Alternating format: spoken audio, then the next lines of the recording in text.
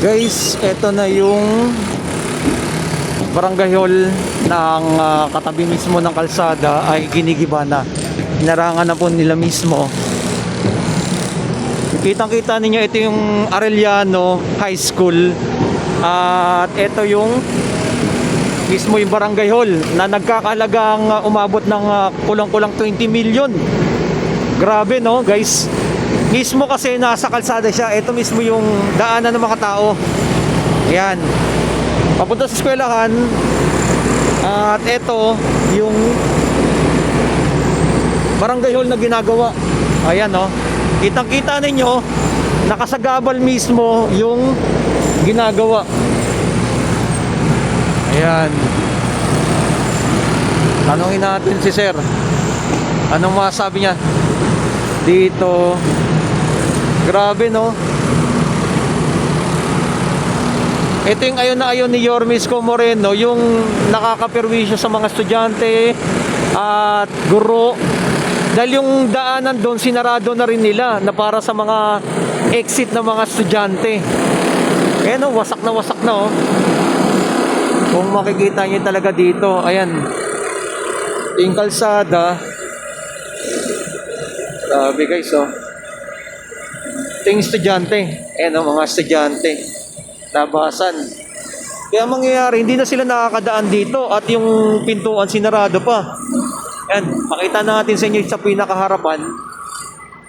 Nagkakahalaga ng 20 million. Sir, ano masabi nyo na sinira na to ni Yorme Isko Moreno? Ay, good yun. Kasi nga, pupunta sana ako, papakabit ako ng Salamin. Nakakabit mo. 2.5 meters lang, oh. Yung kuha dito. Ah, yung pinakadaanan na. Hindi, yung Lapad. dapat. Oo. Delikado yan pagka nagkaroon ng 6 na earthquake. 4 story yan eh. Oo. Okay lang kung bumagsak papunta sa Arellano. Diyan sa... Kawawa. Ah, Oo, yung mga estudyante, sir, no? Pag bumaksak dito sa ano, di ba? hindi naman, matibay yan eh. Matibay, oo. Eh, ang problema, kung dito, laging mamamatay. Daming mas- Ewan ko kasi nung practical. Tingnan mo, wala nang dadaanan sa Oo, wala nang sidewalk, wala nang dadaanan eh. Eh, yung nagpagawa niyan, pagka natapos sana yan, yan sila dadaan sa Oo. kalsada. Yes, sir. Alam mo, dati nagdokumento ko ng ganyan pagka ang barangay nagtayo sa mga walang building permit. Oo. Wala ding building permit. Sabi ni Yorme. Ang alam ko, baka wala pang footings yan eh, baka ipinatong lang yan. Oo, yung pinatong lang mismo sa may semento. Ano, yan ang delikado, no? Wala siyang ano, wala siyang, oo, Pinadali, minadali lang. papapogi yan eh. Sabi daw, sir, at kulang-kulang 20 million ang nagastos dyan. Kano? 20 million. Utang nila. So, hindi naman naabot ng ganyan. So, Hindi aabot ng 20 million yung ganyan ng sa tingin mo, sir. yung gagawa ng bahay ko, hindi aabot yan. 5 million, kaya na yan. Ah, ganun. Grabe, no? O, 20 million, sir. Kulang-kulang 20 million. Saan napunta? Hindi kayo pabor doon sa 20 million talagang ang tingin nyo, sir? Hindi ako pabor sa lugar na tinayuan. Floor na din yun. Eh, kasi dito sa Manila, maraming squatter. Opo. Reklamo ang tao, may nagtatayo ng squatter sa lupa ko. Paano mo aksyonan yung Oo. nakaupo dyan na kayo? Gapo. Diba? Ayan, tama nga, sir, no? Sasabihin ang nagtayo. Eh, nag-i-squat ako rito kasi kinakaya ko lang kayo. Oo. Diba? Yes, sir. Thank you, sir, ha? Ayan, no? At least, nakita natin komento nyo dito, no? Na medyo Metro at kalahati. Dalawa. Story. delikado talaga, no?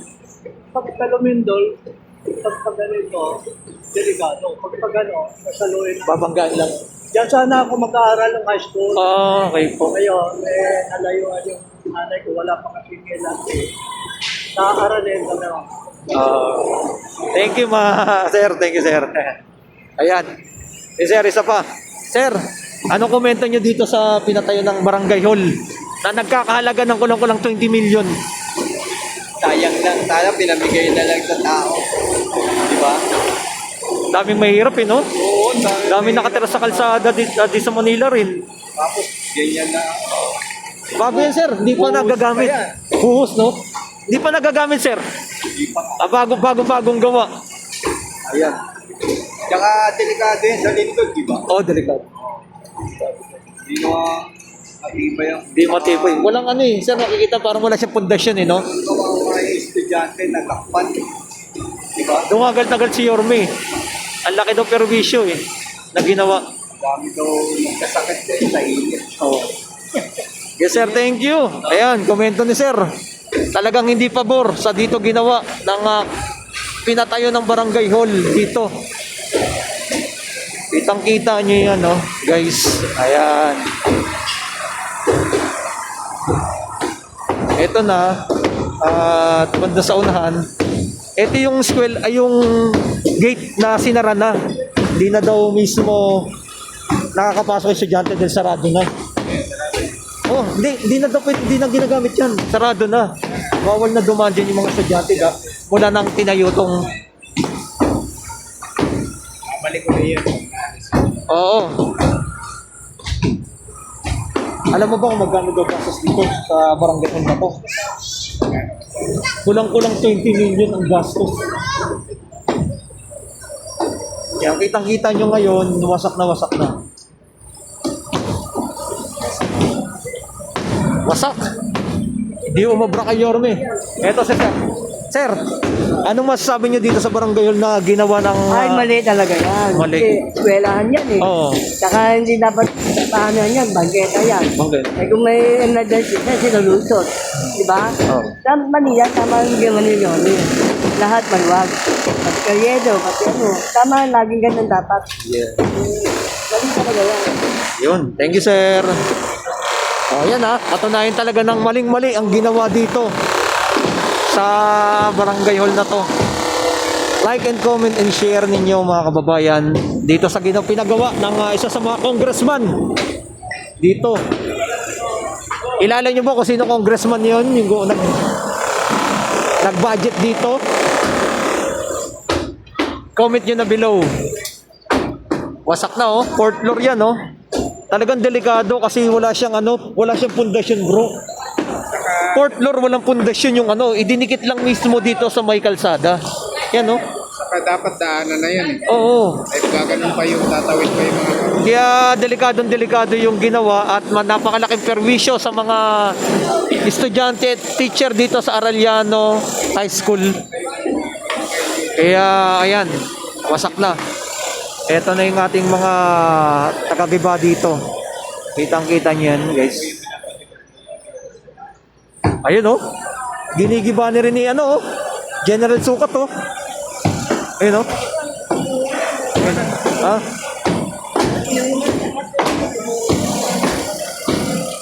Na.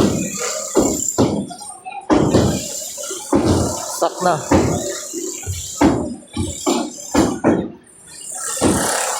Grabe no.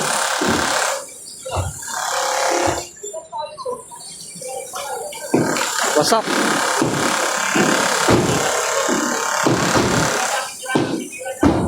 Like and comment and share ninyo mga kababayan kung ano masabi nyo dito sa pinagawa na to. Walang nakinabang. Perwisyo ang nangyari dito mismo sa may barangay hall na to na tinayo, no? Na walang permit, tinayo lang, walang permit. At yan, kitang-kita ninyo tuluyan ang winasak. Di umubra kay Yorme Isko Moreno yung mga ganitong pamamalakad nila. Hindi lang ito gagawin, no? Sa lahat ng mga barangay hall na nakadaan sa kalsada, lahat yan ay gigibain ni Yorme Isko Moreno. Yan, hindi lang ito.